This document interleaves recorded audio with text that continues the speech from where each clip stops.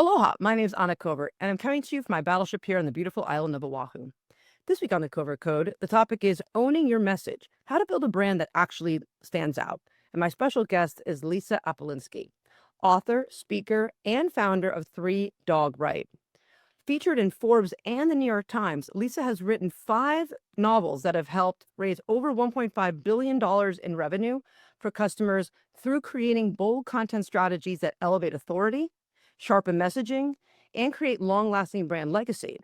Often described as a America's digital content futurist, which I can't wait to hear more about that title. I'm very excited to have her on the show today. Thank you so much for being here today, Lisa. Thank you, Anna, and aloha. Aloha. So to kick us off, I always like to start with a little background. How did you get to where you are today? What was your little professional journey? Yeah, so my professional journey started just like I feel like every other marketer. I started in corporate America and I worked for a lot of Fortune 500s. People ask me if I have an industry niche, and I don't because I've worked in healthcare, pharmaceutical, professional services, uh, uh, higher ed, manufacturing, food and beverage, hospitality. I mean, you name it, I've worked in it. And in that journey, I didn't realize I was actually practicing authority. I didn't know what it was when I was doing it. I quickly became a go-to resource within each organization I was in. I still have contacts even back from 20 years ago of people who contact me because they know I can help them solve their problem, which is amazing. Wonderful. And yeah, and in 2012, I went out on my own. I real quick origin story on that. I was in Milan, Italy. I had just worked a 16-hour day. I was exhausted. It was awful. I called my sister. She let me complain for like 2 minutes, and I was side hustling. This was, right after the 2009 economic crash, and I had to take a job for way lower pay, and I had to work extra jobs to try to financially make it work, right? I mean, I know there are so many people that have worked 2, 3 jobs at a time, and I had a side hustle to help me kind of manage those bills and pay down my debt. And my sister asked me about my side hustle, and my energy changed and my outlook changed. And I was just happy to chat about it. And she let me talk about that for a couple of seconds. And she asked me a question that changed the course of my entire career. If your side hustle gives you such joy, why aren't you doing that full time? And I honestly never thought about going out on my own until that moment. Wow. Never occurred to me. I thought I would be a corporate warrior for the rest of my life. I would move up to chief marketing officer, chief executive officer, and retire and be done.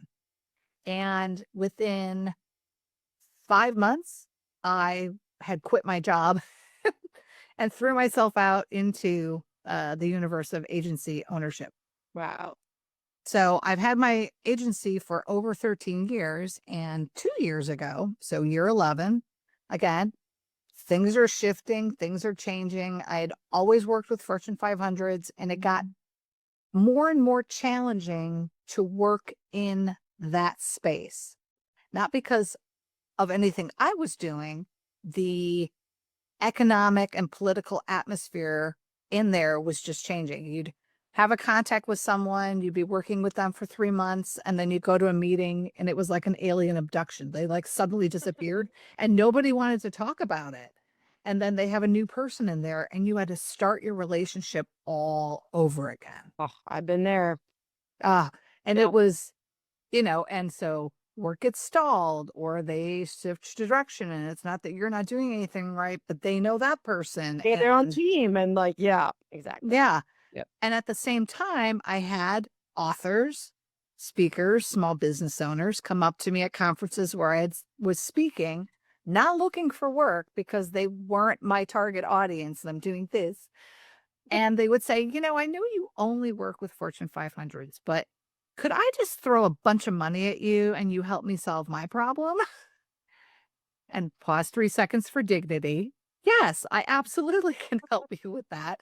And it took several of those for me to go, oh, I've been paddling to stay in the same spot when the fish are jumping over there. And but this is my spot, but I like this spot. This is my spot. And letting go of the oar and going to where the fish are moved me into this new phase within my agency. Wow. I blew it up, got rid of, it was a full service consulting agency because I had to for Fortune 500s. Sure. And I said, you know what?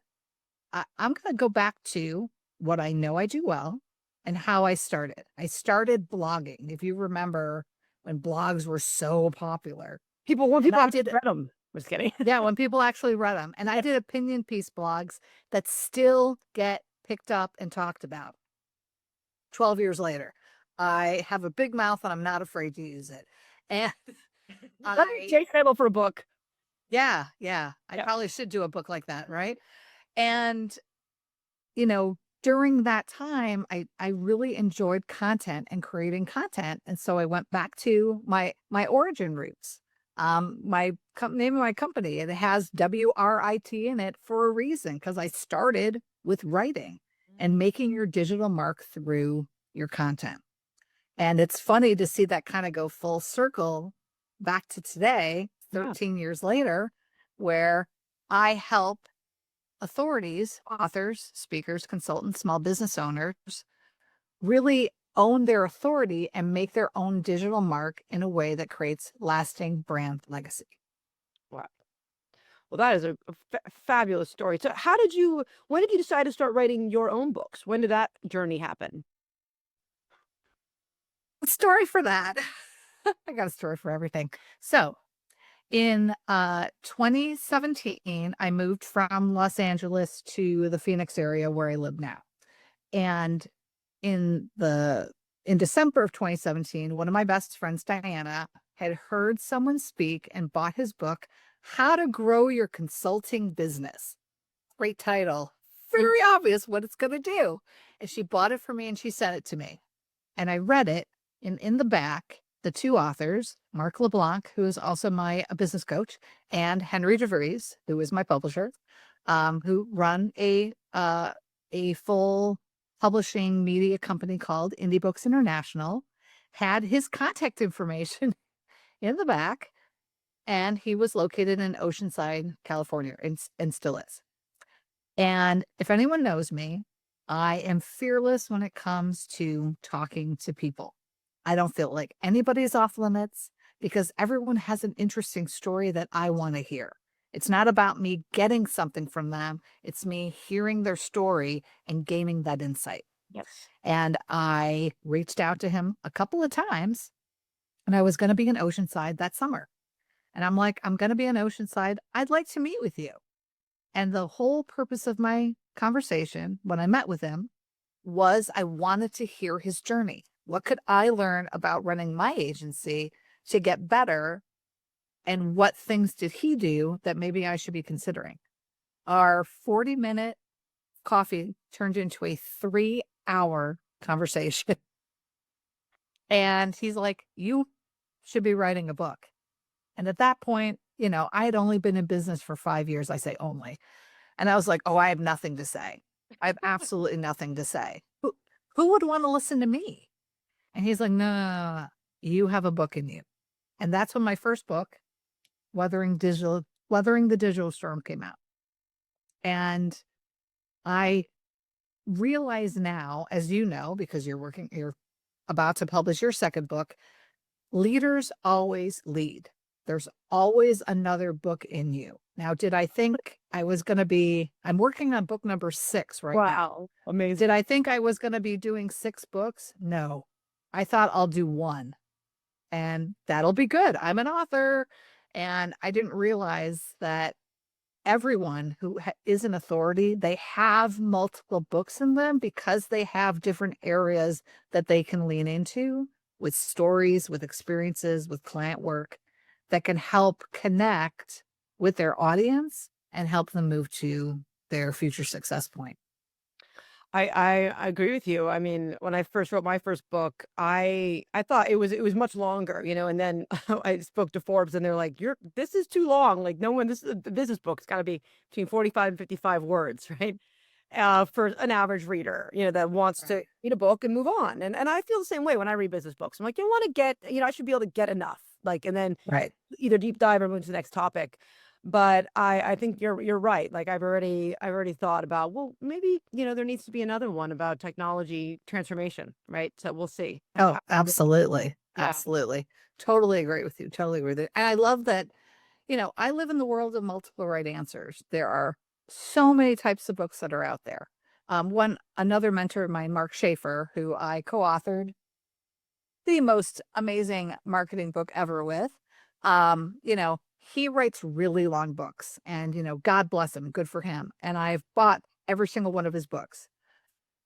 I will honestly say that I've never completely finished any of his books except for the one I helped co-author with him. Yeah. Yeah. And I know that's horrible, but I get distracted.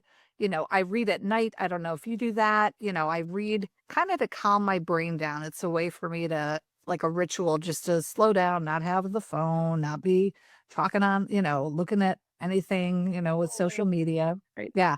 And I wanted to write books that I love to read.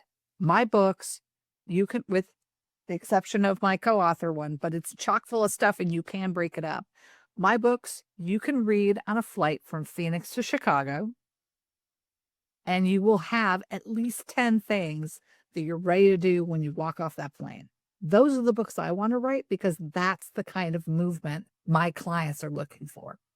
That's a great pivot point. I love that. So tell us, what is one thing today that people who are listening to this podcast or watching this podcast can do to begin this transformation of creating content that really stops the scroll?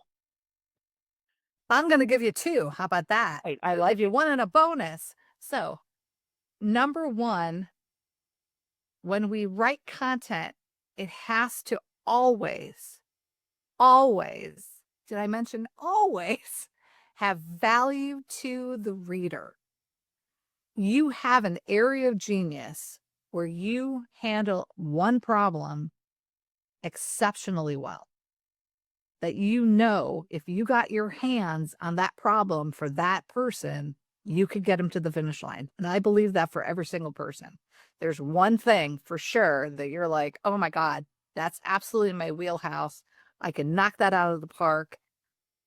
Understanding what that problem is and how you solve it via disruption, transformation, uniqueness, not the ers, better, faster, cheaper, longer. Ugh. No, I want you to really think about what one thing you do that just blows the mind of your clients and lean into that.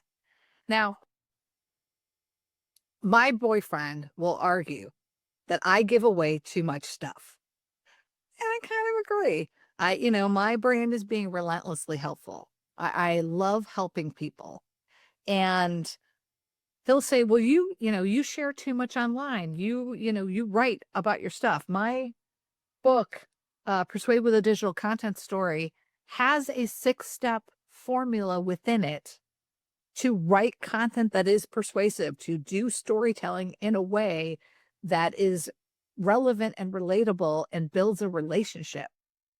And I still have clients. That's right. So what you give away when you are really leaning into your authority is this much of this much. It's a tiny, tiny amount. And I'm actually, one of the things that I always do is I always do a 30-minute consult call with anybody. And I can't help myself. I will absolutely coach during that call because if I see something that I'm like, oh, please fix this. If you fix that one thing, I know you're going to get this, this, and this. I want people to do it. I don't want to say, well, you need to pay me $100. No, I'm the no. exact same way. I mean, even on podcasts like this, like I'll open someone's website and be like, "You're missing your privacy policy." Like things like because that's Yes. it's through that's like the art the art of reciprocity and Yes. and when what you give, you get back, and that's how the universe. Absolutely. Right? And if you're willing to Absolutely. give nothing, then you get nothing. Right. Right. And if everything is a price tag, which I don't want to tell people how to live their lives. However, when you look at the way you can show up with your target market, with your future potential clients, you can look at it as transactional or you can look at it as relationship. Yeah. Transactional is very superficial and it'll always be I give you something to get something back, Yes. which means the person has to be willing to give you something in order to get something back. And you look at it that, well, I'll only talk to you if you're a client that I can close. Right. You're missing so much when you do that. Yes. You're missing stories. You're missing connecting people together so that they move forward and they gain success. And it makes me think about the idea of when you talk to a lawyer, right? And they're charging you in 15-minute increments. And as a result, Yes. like whenever you have the phone, they're like, "Oh, how are you?" I don't even want to tell you how I am because I don't want Right. charged for telling you about the talking story, right? You know why we call it talking story, right? Just like chit-chatting, right? Like we're talking right. Right. And I think that that's exactly it. Like when you remove, it's like what is for me, like what's most important is transparency and fairness. Right? So Yes. gotta be equal and it's gotta be fair. And if I feel like someone's being taken advantage of, then I get very reactive to that. Right. Right. My Right.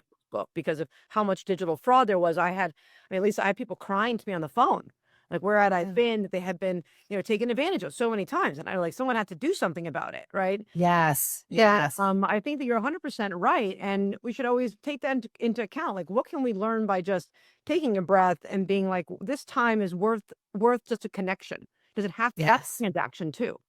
I love that. Yes. Yeah. Yes, and I totally agree with you. If I had $1 for every time when I have a conversation and when I have coffee chats, I just want to learn about the other person and see what I can do to support them. Can I make a connection? Can I make an introduction? Can I provide some knowledge? Anything. And I inevitably hear, God, I really want to work with you, but I'm a little gun shy because I spent all this money on marketing Yeah. and I got nothing out of it. I know. And I hear that over and over and over and over. If I had a And dollar for every time I heard that, right? If we could yeah, that's absolutely. part. Yeah, it's so Yeah. sad. Yeah. And, what's really interesting is they know they need to make a change. And my job is to make sure that they have lowered their perception of risk when they hire me. And what can I do to help them to lower that perception of risk? Hmm. And I actually had a call with a client earlier today, and she said something, and I'm absolutely going to post it because she was spot on. It's amazing how people don't want to spend the money to do it right, but then they'll spend 10 times the amount of money to do it over. True. That's It's true. a perception of risk. It's a perception of risk. And, with clients that I work with, you know, can I give should I be giving a money back guarantee? No, because I teach you exactly what it is that I do and practice every single day that has kept me in business and a steady, predictive stream of clients that are right fit. And I want to actually break those down. Um, and I practice it every single day. It's up to you when you get that information, if you'll apply it, if you'll be disciplined, if you'll get into a habit. But I'm giving you every single tool that I use and every single really psychological consideration that I use to help my clients go, she is absolutely the person that I need to work with. And And they'll when listen to you. and they'll listen to me, and it's an investment, not an expense. I love when those conversations move into it's an investment because it's not, well, how much do you cost, how much does it cost? And they look at it and go, this is absolutely what I need. And I need to invest this money in myself and my business if I want to continue, and I want to continue easily and well. And I think that's a really great point because oftentimes I've had the same experience and I've had my own agency for first I had a business partner for the first 6 years. I started when I was 28. Then I basically fired him, took all the clients, rebranded to Covert Communication, and it's been another 7. I guess it'll be 8 in March. That's why Wow. now. But what I think is one of the most what we call the kiss of death, at least in agency world, is when, like you already brought it up, when a new president comes in, or things aren't going well, and the first thing that they chop is marketing. What is this line here that we don't need? Just what is this, like, because it's not overhead, it's not like the equipment that we need to buy. So it's the easiest thing to just scrap, right? And we all Yeah. miss there. That's like the first sign of demise, right? But what Right. I now is that even when clients are going through like bankruptcies or other things, that they're saying to me that you are the most we know we have to have you. Like, Yeah. this critical, right? No matter what else is happening out there, that this is fundamental. And I think that's a big shift from a mindset and the kind of clients I'm looking for that understand that value that we bring. Yes, absolutely. Yeah. And it's interesting. I had a boss very early in my career tell me that businesses don't shrink to success. Yeah. And I always think about that. 30 plus years later, businesses don't shrink to success. Yeah, that makes a lot of sense. And I actually had this conversation last night where I have a several prospective clients that are like, "Oh my God, I need to use your services as soon as I have money, I have this, I have that." And I get it. I have been there. I totally understand it when you are looking at financial choices. And again, I do a lot of stuff for free. I give a lot of stuff away. I have a smaller package so that someone can at least work with me, and buy an hour and a half of my time, and they immediately move the needle. But what he said, and I think it's so true, and this is so true for small business owners, for speakers, for authors, when things seem to be okay, they don't think they need to invest in their authority power. Because I have some clients coming in and I'm like, no, that's exactly when you need to invest in your authority power. You're investing during, Yeah. you're investing during the good, so that we all know as business owners, we have these ups and downs and ups and downs. Absolutely. And by having authority, by being known for something, by dominating the room, even when you're not in it, you are making your ROI more predictive. So instead of having these massive highs and massive lows, it's much more controlled. Who doesn't want that? You have more right fit clients. Clients, like you said, who value your time, who understand that you're the authority and they should listen to you, who show up and do the work, who pay on time. Yes. These are all important things. I don't, and I've had it where when things were really lean and I had to take anything, and I'm sure you've experienced that. Volunteer. And I mean, at the end of the day, you're like, oh my God, my brain's going Why to do blow up. why I do this. It's like always the smallest ones that, that require the most work, right? Unless Yeah. and Yeah. yeah, so it really Yeah, and they can distract you from really leaning into your authority, but, the my clients learn that these are small habits that they can do that don't take a massive amount of time, that have true impact because it's intentional. We're not doing random acts of content.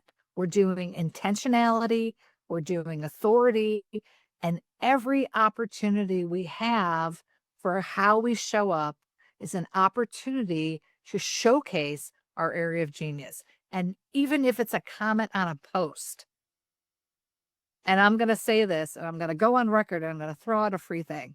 Okay. When you're making a comment on the post, I am begging you, I am imploring, do not say insightful. Thanks for sharing. That's garbage.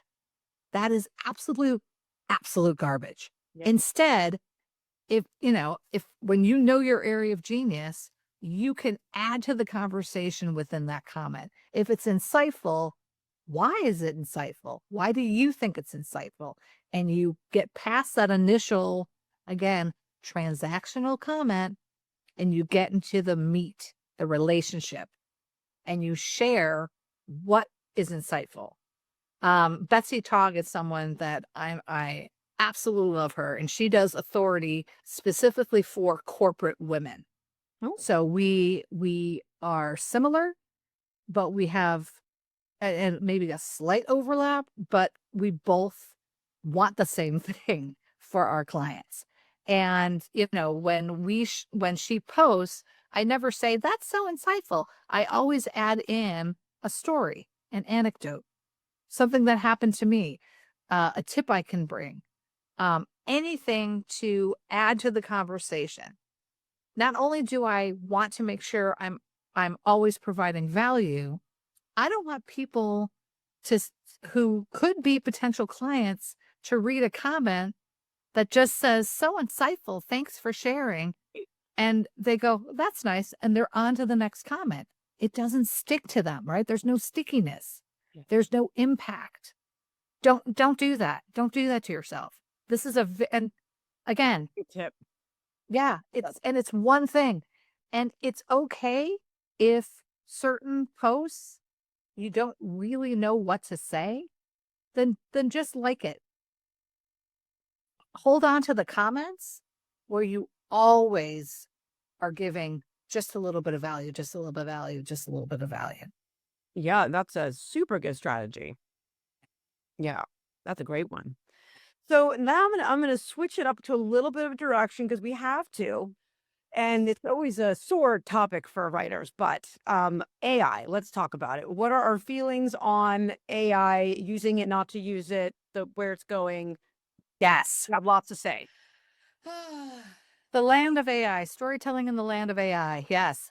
So AI for me is kind of a double-edged sword, right? It's hating the popular kids yet wanting to be at the table. Yeah, yeah, So I think that AI is useful to help you get over a writer's block, generate a new idea, do research. I love doing research with AI. I love poking around and seeing what information I can pull out. What I don't like, and I really try to avoid, is using AI to create the content on my behalf. However, because I live in the world of multiple right answers and I know not everybody enjoys writing. For some people, it's like doing math or balancing their checkbook. They just would rather not look at it. And I get it. If you do generate content using AI, I would put two caveats on it. Number one, limit the word count in your prompt. It will give you 3,000 words. Limit it to like 400. That way, you can add in your stories and your perspective and your insight with that as a little bit almost as like and I'm thinking about lunch, the taco shell that you put your salad in, right? And it gives you a little bit of a base, but then you make the content your own. yeah. Told me I often do the same thing. I'll have a client I'm like, just spew, like just don't even worry about formatting structure. Write me bullet points. Just spew it out, or tell me Yes. I'll spew it out for you. I'll type really fast. Yes. And we can pop that in AI and say edit. Right. Then it's like, okay, and then we go like, oh, then you can play with it a little bit, but You can absolutely play with yeah, it.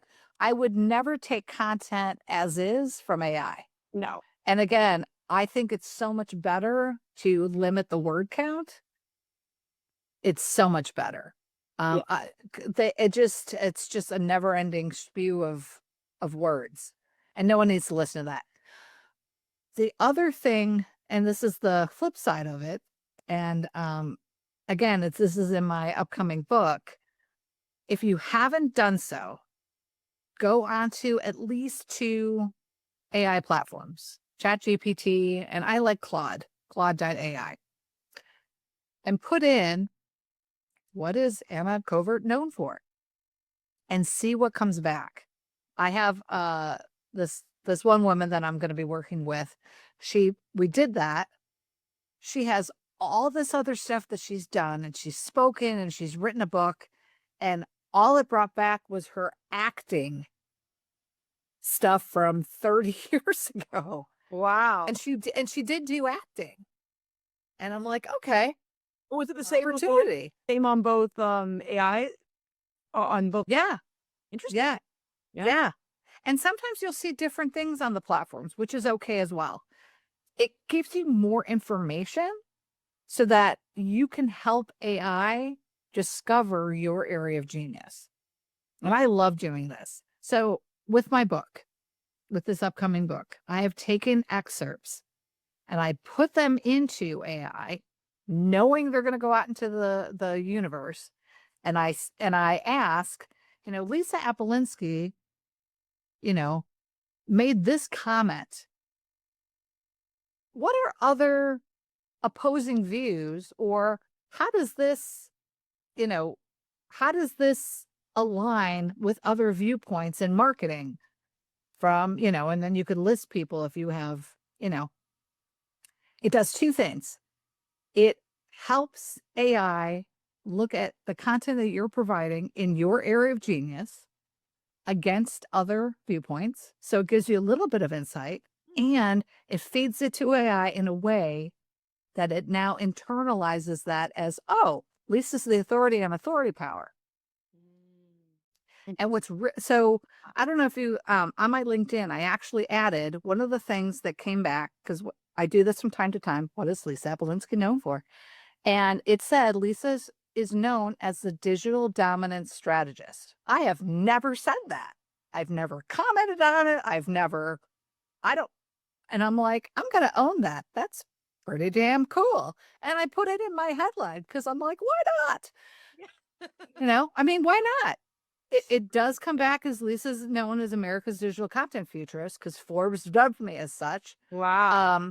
But I feel almost in a way that's great, but and I hate to say that, but that's like so 5 years ago, right? Like I've moved forward.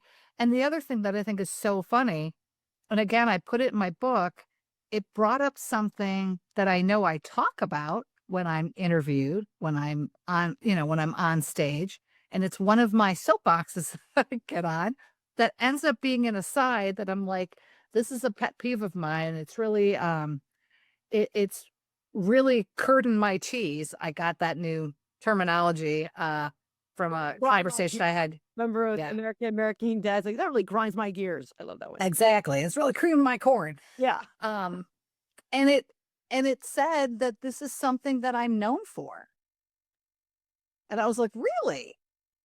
That's interesting. And so what was it? What was the thing? What was the box? My soapbox is, please, again, I'm begging you. I don't like the terms.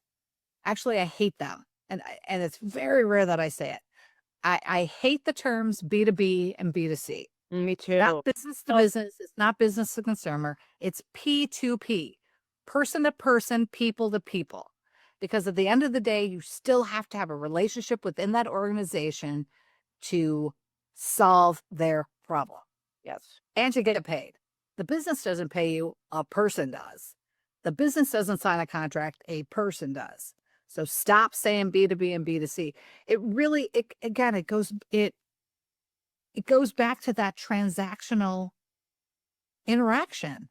And I don't want people to look at things as transactional. There's going to be a time someday where we're going to have that economic upswing. And this, and I was saying this when the pandemic happened, that prior to that, it was like springtime in the Serengeti and there was plenty of water and grass everywhere. And everyone had enough. And there was so much work in business, and we had had it for so long that no one thought the good times were going to end. And then suddenly it became the summer in the Serengeti, and there was no water, and all the grass is dead, and animals are dropping like flies.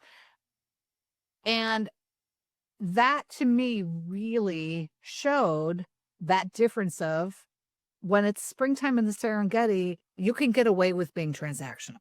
Yeah. You can absolutely do it because there's so much To eat. client work to Yeah. get. You can't assume that that's always going to be the case.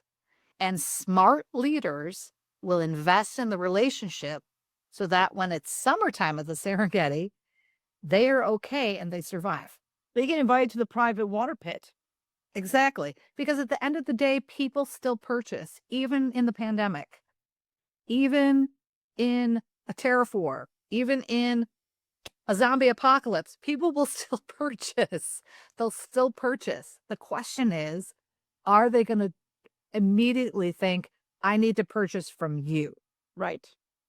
That's the difference. That's the absolute difference. And part of my, I don't want to say fear, but we're in this really weird time where we have so much uncertainty. And I think it will start to dissipate. I think we will have somewhat of an economic upswing. And what I don't want to see is for people to get lax and lazy and comfortable. Don't do that. Don't they say that like the highest number of accidents happen within 2 miles of your house? Makes sense. Because you're just like, oh, I'm almost home. Blah. You just let your guard down. Please don't do that. Don't do that. Don't do that. Because you don't know when the next is going to happen, right? And then on that note, you brought up a really important topic, I think, is about the, content and trust today, right? And so, we are in this weird time where people really are changing behavior. They can't necessarily trust what they see or hear. Right. So how do we overcome that as an industry to really like bring back this, belief that they can trust our content? Yes. Yeah, trust is it's almost a commodity now, isn't it?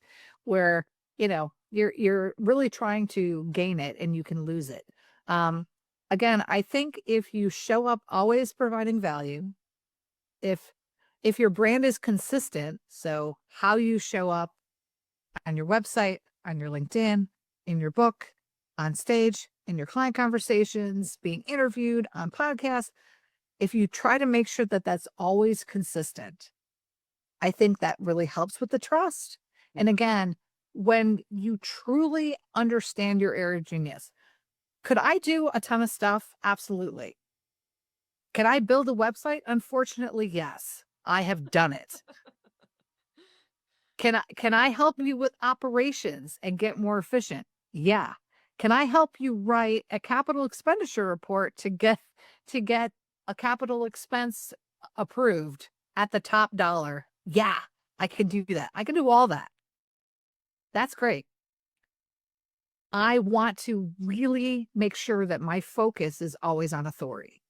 I can do a bunch of stuff kind of well, or I can do this and I can own it. Yes. I'd rather own this than do all of this. Absolutely. And that's part of that trust.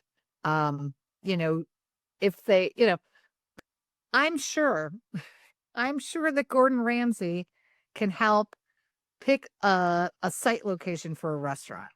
I'm sure Gordon Ramsay could probably be really good at hiring vendors.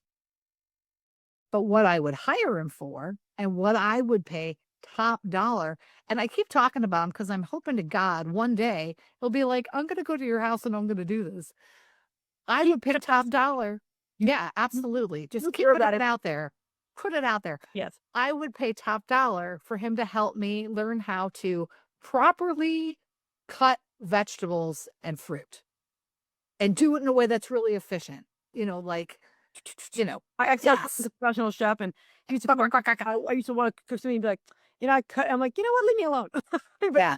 I know. Yeah, I can't cut for anything. And I'm sure part of it is my horrible lack of skills. And I also cut myself constantly. I'm really good at that. Like, I don't know if I'm just not You gotta spatially put aware. under. That's the key. Yes. Your fingers out. You put them a little under, so then you never Yes. and then you don't. Yep. Exactly. Exactly. But that alone, but if he came to my house and helped me learn how to properly make sauces, which I know is a foundational element, properly cut vegetables, which I know is a foundational element, that alone would elevate my skills. Yes. And I trust that he would be able to get me there. I don't have to ask other clients. I don't have to, right? I don't have to look at his pricing. I don't have to look at his website. I I know. I know. Yes. That's what we want our clients to feel like. That they're like, "Oh my God, I know you can help me get to that success point." And when you're really clear on what you do. You're 100% right about that because that's the other day, like, and it's Yeah. just happening more and more. But since I've written my book and I have great clients, but now I'll get calls even from people on the podcast where it's like, hey, something doesn't feel right. Like they're about to hire someone to do some marketing or whatnot, and they're asking these things of me, and what do you think? And I'm like, push the pause, break. It's fraud, or Yeah. whatever it might be. Yeah. They're like, that is really rewarding. It's like that they Yeah. are thinking like, okay, you know what? Like they're on their spidey senses are perked and they're gonna check, right? To see if they're the Yes. cat. And I'm like, that's makes me feel really good. Yes, and I would love for people to call me for that. I would be happy to do a 90-minute dealer's choice to vet another vendor to make sure they're on the up and up. And I always assume when I go into those calls that they are, and I wait to see if they do something or say something that's a huge red flag. And I've written about it. I've done blogs about it. So, yes, I totally agree with you. And just being able to help them make the best choice. And the other thing, when my clients have learned about their area of genius, they're really clear on what their authority power is. When they do hire someone, they can provide that direction and they make that vendor that more successful. They're not floundering. They're not trying to guess. They're not putting stuff out there and seeing what will stick. It's like, here's the recipe, go cook it. True. And they're like, wow, awesome. And then the vendor's successful because the client's successful and everybody wins. Everyone wins. It's like I believe like, competition makes everyone better. It's like Yes, the reason to share. Be like, why would you say things to yourself? Why would you tell everyone your how you do your tricks? I'm like, because they're never gonna want to do it themselves. that's right. They'll want me to do it. And or if they want to, they can like, let's all do it together, and Yeah. industry up. Yeah. And Yeah. I would add to that. Absolutely. And because again, my boyfriend, he's like, bah, people they're going to steal your stuff. I will say this. How you got to that area of genius is uniquely you. Someone can try to imitate it, but what you do is very nuanced and no one is ever going to replicate that. No one. They can imitate it, but it'll never be the original. And people can tell the difference. That is a perfect place, I think, for us to stop right there. That was really powerful, Lisa. Thank you so much for being a guest today. How do people get a hold of you? The best way to get a hold of me, connect with me on LinkedIn, and please be sure to subscribe to my newsletter. Again, I give away a lot of free information, a lot, probably way more than I should. I want you to be successful. I stand for your success. And whether you become a client in a day or a decade, there is information that I can provide that'll at least move you further down the needle. And if you do want to have a conversation with me, and again, I love having coffee chats. It's a 30-minute consult call, no selling, no cost, no kidding. Please email me at lisa@3dogright.com. That's the number 3, dog, D-O-G, which she's laying right there. Right, like right with a pet, WRIT.com, and we'll set that up. You can also message me on LinkedIn and we'll set that up. I love having conversations with people. I love hearing their stories and seeing what I can do to support them. And when I say, how can I support you? I actually want to. So please take me up on it. I believe it, and that's wonderful. Thanks so much for being on the show today. To all my listeners, please join me next week as I interview another industry expert to help you succeed on and offline. Thank you so much for all your support. We just reached 20,000 fans on YouTube, and we couldn't do that without you. So please continue to like the channels and engage in the content so we can get more fantastic guests like Lisa. And thank you so much. I'll see you in the pixels. Aloha.